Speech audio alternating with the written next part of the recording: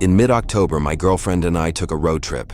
We rented a cabin on the website, only about a 20-minute ride from the village. It was on a nice hilltop with a view of the fall foliage, which was just the reason why we took this trip. We had the rental from Tuesday night to Monday. The cabin had a code lock system. The owner sent me the combination before we arrived, and it worked seamlessly stepping in. We looked around the place and it was nice and cozy. Literally everything was made of wood, and it had this very old-fashioned country feel. It even had this distinct smell that just reminded us of, well, I guess a country log cabin. There was a bathroom, a small kitchen, 3 bedrooms and a living room. It was plenty of space for the 2 of us. There were 1 TVs, 1 in the master bedroom. There was this other door that was locked though, which we presumed LED to the 3rd bedroom that was listed on the ad. Though we didn't know why it would be locked. It wasn't a big deal at all, and we presumed the owner had some personal stuff in there. Plus he knew it would only be us 2. We put most of our luggage in the 2nd bedroom so that we could leave the master bedroom nice and neat. Since we arrived pretty late on Tuesday, we went straight out to dinner in town. Then we walked around the village for a little bit before returning to the cabin. By then it was late, so we called it a night after a movie. The next day was a cloudy, chilly one. We went out to hike along some dirt trails in the woods near the cabin, which was very peaceful upon returning to the cabin. I showered and changed out of my hiking attire and into more appropriate attire for hitting a nice restaurant. When I got out from the shower, she told me she heard something in the bedroom with a locked door. She said it sounded like a radio or recording. I went up to the door and put my ear up on it to try and listen, but it was silent on the other side. I knocked on the door to the dismay of her. She told me to stop because the idea of me knocking on the door, trying to see if someone was in there, freaked her out. To be honest, I slightly did it for that reason, just to tease her while she was in the shower. I was sitting in the living room, watching whatever I could find on the TV. That's when I thought, just barely, I heard the slightest sound from inside that room. I muted the TV and went to put my ear over the door again. I did hear this slight speaking noise like it could be from a radio. I messaged and then called the host and told him about it. He said he wasn't sure why his wife would have locked the door, but that she may have left some of her stuff in there. He said as for the speaker noise, he'd have to ask his wife. My girlfriend Stacy and I went out for lunch after her shower. I didn't tell her about hearing the noise as well, because I didn't want to creep her out, and it was obvious to me the guy's wife just left an electronic device in there or something. We went to this restaurant on Main Street in town called Harrison's. After that, we just took a drive around the area, then stopped at a park and relaxed for a bit. That's when the host called me and said that his wife didn't lock anything in there, so he's not sure why that is or what we could be hearing. He offered to come by and unlock the door and check it out, to which I said sure. So with that, we headed back to the house. It was about a 10-minute drive back. When we got back, Stacy let herself in and collapsed on the couch, tired from my guest eating and walking around. I listened into the room again, and I still heard the same sounds from before. I said, "Hang on, I'll be right back," to Stacy. As I walked outside, I didn't know why I didn't think of doing this sooner. I went to the window to the bedroom with a locked door. There were no curtains or anything blocking the view inside. As I stood on my tiptoes to look into the room, I was horrified. I saw this grossly skinny, tall 20-something-year-old guy in a hood, dancing slowly in the center of the room. He had what looked to be a small radio in his hand. He noticed me quickly at the window and he stopped and looked at me. Smiling, I started screaming Stacy's name, yelling, "Get out of the house." She met me at the door, panicked and confused. I told her, "Just get in the car." I grabbed our 2 bags, leaving whatever stray items behind, and threw them in the trunk. Driving off, I then called the host and told them to call the cops because someone was in the house. An hour later, while we were sitting in town, I got a call back from the host who said police arrived and the 3rd bedroom was open. And no one was in there, however.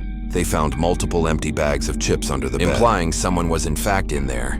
We went back to collect our remaining belongings and worked out a refund between the host and the website. Of course, we didn't stay there after that. We went to a nearby hotel and stayed till Sunday. Then we went home, I'll tell you though. What I saw through that window, that dancing skinny figure. I couldn't sleep for nights, especially with the thought that he was in there the entire time. We were even while we were asleep.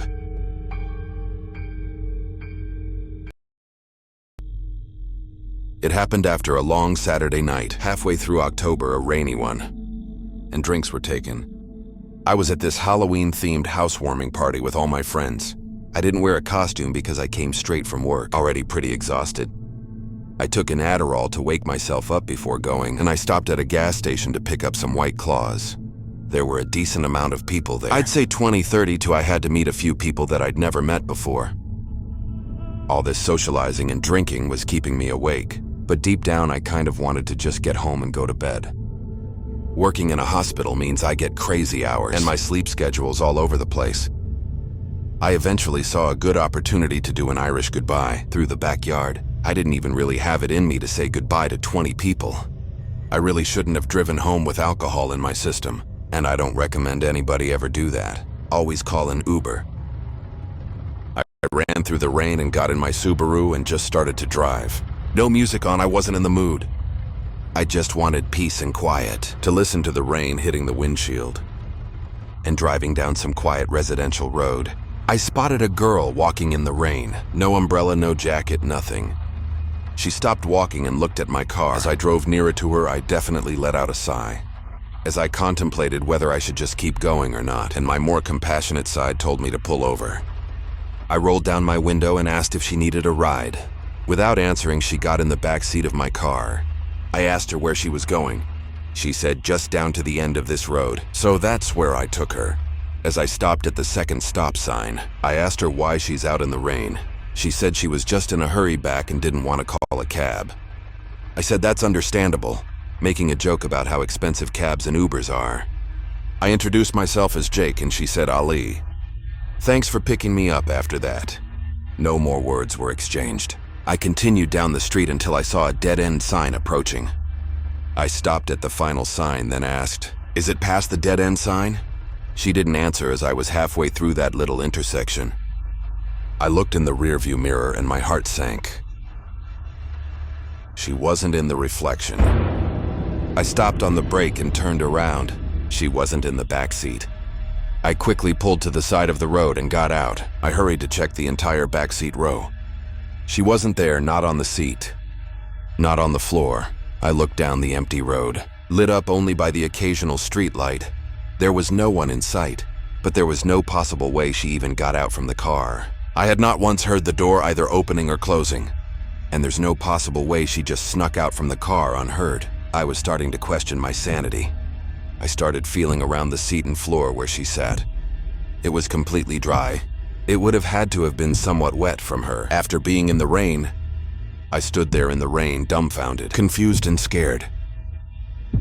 I looked around me again, and then I realized to the right of the car, right next to where I pulled over, was a fence, and beyond that fence was a cemetery. And her response to my question moments before dawned on me. When I asked her, "Where are you going?" and she said, "Down to the end of this road." I looked at the cemetery, which was at the end of the road. Then I got back in my car and did a 3-point turn and hurried home. I don't think I was anywhere near drunk enough to be hallucinating. Shit. Last October, my friends and I went to a haunted corn maze in Oak Hill, Ohio. It was supposed to be the best corn maze in our area. I want to leave the name out, just out of respect for the family that runs it. I was with my 3 friends. We always do haunted house type stuff every October.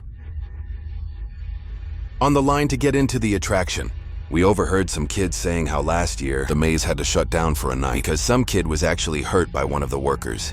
We joined in on the conversation, and apparently someone dressed in one of the costumes actually pushed one of the customers, and they had to close for the night. I guess that added a little bit to the nerves, like that maybe we'd feel like the costume actors would actually go above and beyond just the typical jump scares. Once we got in, it felt like a normal corn maze. It started slow then. You know, the occasional actors would jump out from behind a corner, out of the crops. There were multiple speakers tucked away in the backgrounds, blasting spooky sound effects to add to the ambiance, and it overall was just littered with Halloween decorations and props everywhere. We came to this little split. There were 2 directions we could go, left and right, and there was a sign in the middle with 2 arrows. Left side said this way to safety, and the right side said danger. Keep out, so 2 and 2. We decided to split up one friend, and I went to the left, the safety side, as we walked. We expected it to be the opposite of safety, that this side would probably be the scarier side, or have more jump scares. Well, turns out that was right, kind of. We turned this corner and there was this guy in a costume, just standing there holding a pumpkin. The costume was very bizarre. It was an all-black outfit with this weird blank mask over his face. It was a complete pullover mask, but it only had 2 eye holes. No mouth hole, not even holes for the nose. He didn't jump out or make any screaming noises. He just walked up to us holding up the pumpkin, motioning for us to take it. We kind of just laughed, thinking it was part of the gimmick. Then in a deep, raspy voice, almost like how Batman speaks in the Dark Knight movies, like he were masking his voice, he said, "Take it, please." We looked at him, continuing to laugh while moving forward, and he started to follow us, repeating himself over and over, saying, "Take it." Eventually, it seemed like it was getting a little stale, like the joke was over, and he should have stopped and went back to his spot. But he kept following us for over a minute. He kept saying, "Take it, take it," his tone getting angrier sounding. Then he said, "Take it or I'll kill you."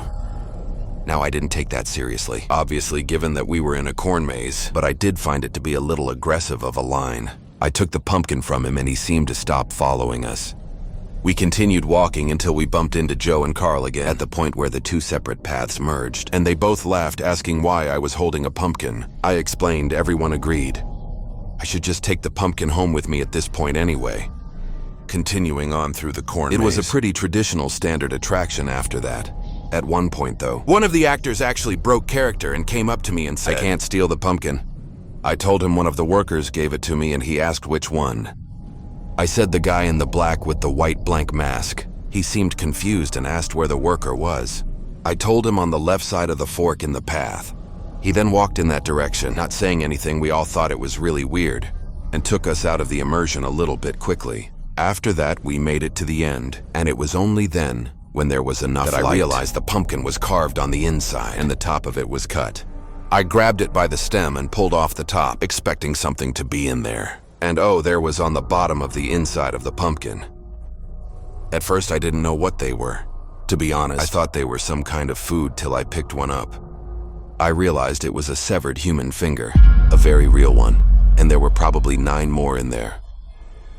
On the side of the pumpkin was a pair of eyes drawn in black Sharpie, and under them said "always watching" with a smiley face next to it. My friends and I screamed and freaked out, and we ran to the nearest worker. She didn't know what to do either, as she was just as young as us. She called for one of her superiors and he called the police. The whole attraction was shut down as police came and basically listened to our story. We stayed on the premises while police searched the place, but it was basically in the middle of nowhere, so we could have been anywhere. The police took the appendages for, I'm assuming, forensic analysis. I don't think a body was ever found to match the fingers. We left that place unharmed that night, but not without a permanently traumatizing experience.